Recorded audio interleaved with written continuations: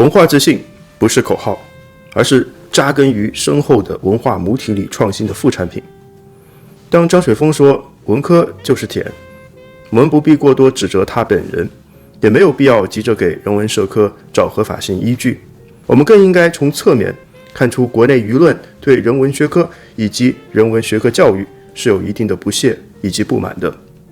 而人文社科赖以生存的言论土壤和文化母体是否足够求真、足够健康，是否具有在更广大观念市场上的竞争力，是否能为世界级文化现象以及人才的产生提供营养，这才是问题的关键。马克思社会理论扎根于新教教义和黑格尔辩证法，科尔凯郭尔的存在主义扎根于圣奥古斯丁和路德教派，契科夫文学扎根于东正教传统，他们都是扎根于自己熟悉的人文土壤里搞颠覆式创新。而创新发生的前提，正如后面的视频中韦斯特所言，要用爱和真理来全副武装自己，让美好与恐怖角力，让真善美冲破一切旧有的范式，但同时也要明白自己随时可能会犯错。人文社科往往绝对正确，就是绝对的废话。韦斯特本人就是文科生产力的代表人物，一位有国际影响力的哲学家，几十年如一日为底层正义、阶级、种族、性别各类人群著书呐喊。他在大学与街头巷尾谈论深层教育，谈死亡，谈爱与希望。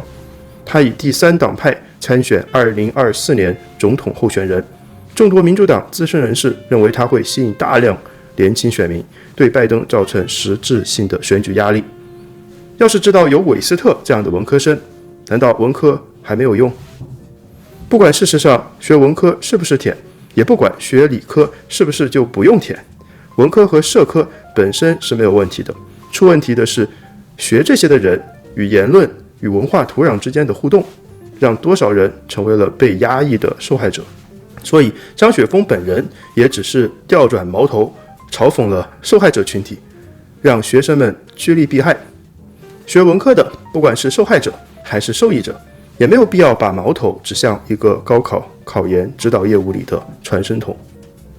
当言论环境真正给予了制度性的自由保障，文化土壤因求真的优先度高于某种正确而恢复了肥力，我们就不会再看到讲好中国故事基本就只限于内循环的窘态，能够真正跳出只能够给自己人讲讲故事的舒适区。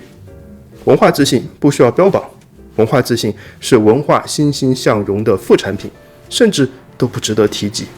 And I think one of the saddest features of our day is American culture is more and more beginning to look like a Hamlet-like condition. Now, Hamlet, as you know, is the most sophisticated philosophical protagonist in all of modern literature, written by the greatest bard in the English that the language that many of us dream in, Shakespeare. No, we've got some Spanish brothers and sisters, so I don't want to be culturally imperialist about this. If you dreaming in the language of Cervantes, that's a beautiful thing. That's beautiful too.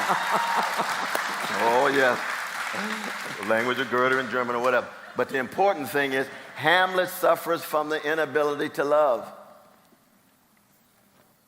And Dostoevsky and the brothers Karamazov says, hell is defined by those who suffer from the inability to love. Well, American culture more and more becomes a joyless quest for pleasure, insatiable pleasure, never get enough of it, endless, bottomless, and the inability to really be committed to love. Because love is a form of death. And you have to learn how to die in order to learn how to love. That's why the New Testament says what? Christians must die daily. Die daily. Well, the culture's joyless quest for pleasure is a denial of death. That's why we can easily deny those locked into social death. We can deny those locked into civic death. Those wrestling with psychic death. Spiritual death. We were talking before about wrestling with the issue of mental illness, and you and Kay have been magnificent in your courage. And I've been praying. Thank you. Magnificent in your courage. But the ways in which it's so easy to lose sight of the precious humanity of those wrestling with the mental illness. I mean, I've been to jail so many times, and at least 1 out of 3 of the brothers and sisters in my cell are wrestling with mental illness. Sure. And unable to get medication. And they tend to stand there longer than me, and I stand there long enough. I'm ready to go. I'm ready to get out.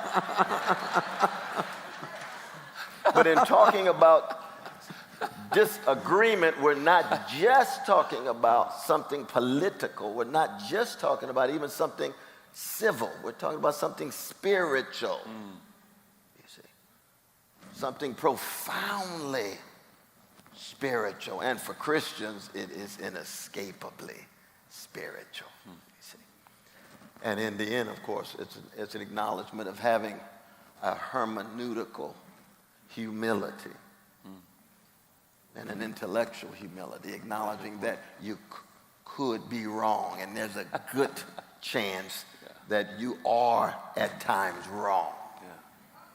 But you're still willing to stand in your truth and try to speak your truth and opt for a deep integrity rather than a cheap popularity. Because so oftentimes in America, to be popular is to be well adjusted to injustice. Well, see, that's not the kind of popularity Christians ought to be interested in.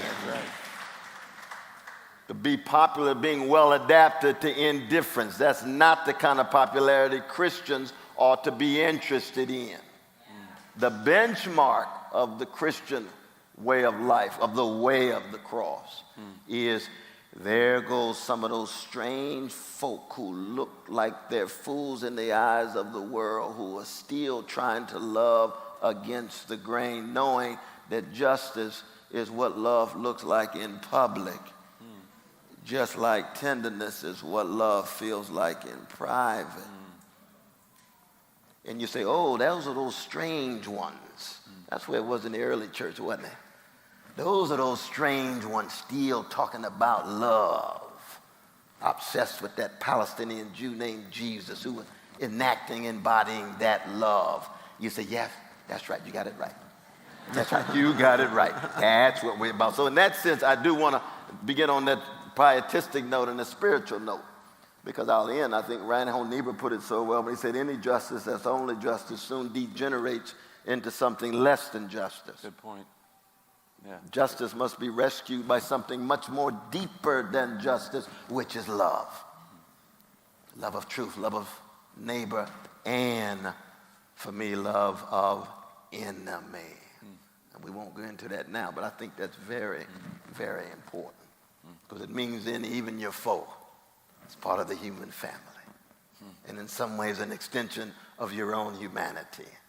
Because for most of us, I know in my case, that I was a gangster before I met Jesus, and now I'm a redeemed sinner with gangster proclivity. Yeah, that's it. That's it. That's it. Pray for me, pray for me. Yeah, that's it.